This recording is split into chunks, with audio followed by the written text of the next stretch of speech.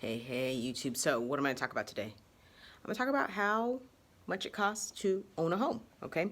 I know I work with a lot of first-time home buyers, and so I think this is a good video to give you a little bit of background so you can kind of understand, like, okay, what am I going to be putting away monthly? What's my monthly going to be, okay? Stay tuned.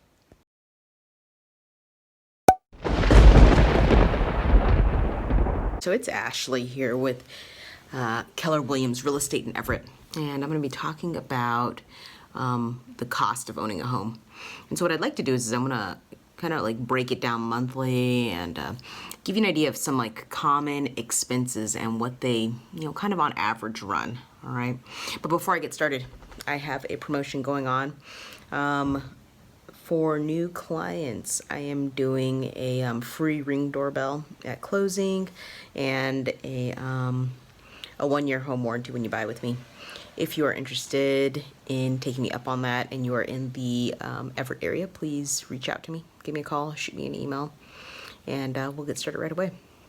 Okay, so on to the video. All right, so what I did is I broke down some numbers, okay? So this is just, these are approximate numbers because really, your mortgage payment can vary. It really depends on how much money you put down and what interest rate you get on the house, okay? So I'm gonna let you know what numbers we're using. So we're using the average price for a home in Everett, which is $360,000, okay? So this is not for a condo, this is like the actual standalone house.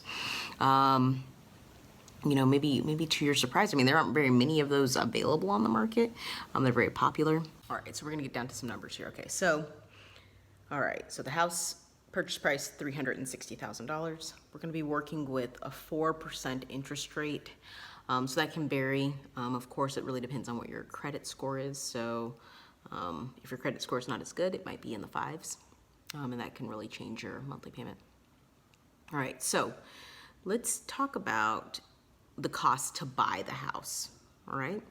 And I'm gonna do a separate video on this and really kind of break down more specifically all the different costs, but what we have is let's say you're doing 5% down, so you're gonna do a low down payment, and 5% down of the $360,000 is $18,000, all right? Your closing costs are probably gonna run you something like 2.5% to 3% of the purchase price. And so what we're gonna use here is $9,000, that's 2.5%.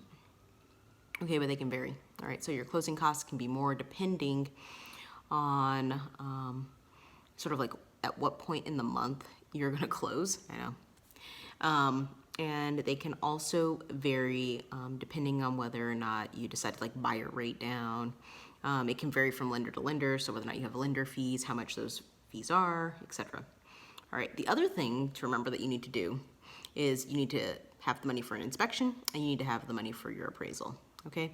So inspections can run between $400 and $1,000, an appraisal $500 to $900, somewhere in there. And so basically, adding all of this together, the $18,000, the $9,000, an inspection at $500, and an appraisal at $500, you're at $28,300. That's just to buy, okay? Now, are you thinking, hey, Ashley, I think some of that's negotiable. I could maybe have the seller pay my closing costs.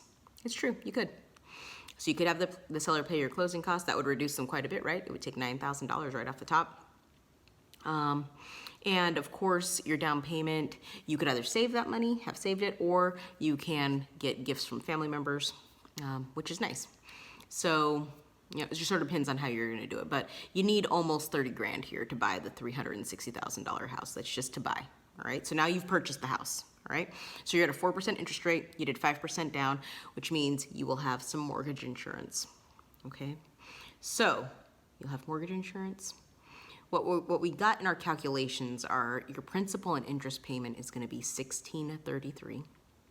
Then you're gonna add in your mortgage insurance, which is estimated to be about $214 per month. You will have some homeowners insurance. That's going to vary. It just depends on the location of your home. Do you have some kind of bundled pricing where you're getting a discount because you have your car insurance with the company as well? I mean, it really depends. And then you have property tax. So property tax is also going to be another charge that kind of varies because it's going to depend on where you're located, okay? And it can change, from, places in the city, different places in the county, et cetera, all right? But in total, so your mortgage payment on this total is going to look like $2,222, okay? $2,222 per month, and that's not bad. $2,000 a month, it's okay, all right? And if you're familiar with my channel and you've watched my other videos, I talk a little bit about maintenance savings, okay? This is something also that you want to remember to factor in when you're sort of thinking, okay, what is it going to cost me to buy? Because, if you're buying a standalone house, you don't have HOA dues. And as you remember from my previous video, HOAs will handle some of the common space maintenance, which may include, I said may, so you need to double check all the paperwork here, may include things like windows, roofs, siding, et cetera, okay? It really just depends on what it covers, but you can check very closely in the condo docs to find out what it does cover. So as a rule of thumb, you want to put aside about 1% of the purchase price annually for maintenance. If you'd like to break that into monthly payments, we'd be looking at 1% of $360,000, which is $3,600. Divide that by 12, you get $300 a month, okay? So total, including your savings, so this is the mortgage and the savings, you're gonna be looking at $2,522 if you're gonna try to do it as right as possible. Now, as I said in my previous video, remember, you might not spend that $3,600 in the first year. You may need to save it and keep saving it and keep saving it, and then, 10 years down the road, oh man, I need a new roof, or oh my gosh, this thing happened. Because here, I guarantee you, as soon as you move into your house, something is going to break, okay? I mean, I don't know, I don't hope for this for my clients or wish that something would break in their house, but I mean, that's just what it is. Houses are not only depreciating, but,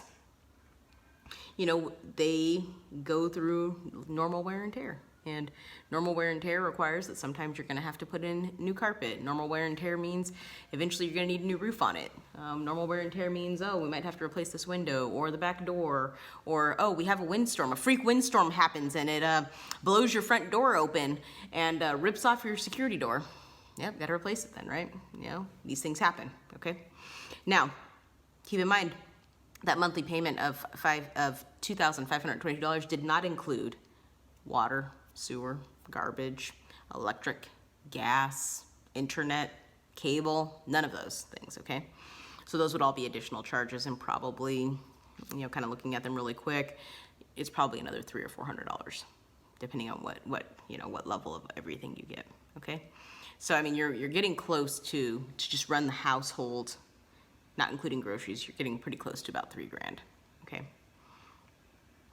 Now, let's talk about, I want to touch on this briefly. I think I'm gonna do a separate video on sort of the capital expenditure. So this would be the things where you're saving that $3,600 a year in order to address, okay? But things like a roof, average price on a roof is like $8,400. I mean, it really depends. And I hate to say depends, but the price range, it varies on what's gonna happen to the roof and how much of the roof you have to replace. Because, I mean, if you have to take it all the way down and replace all the plywood and everything, I mean, it could be much more, really spendy.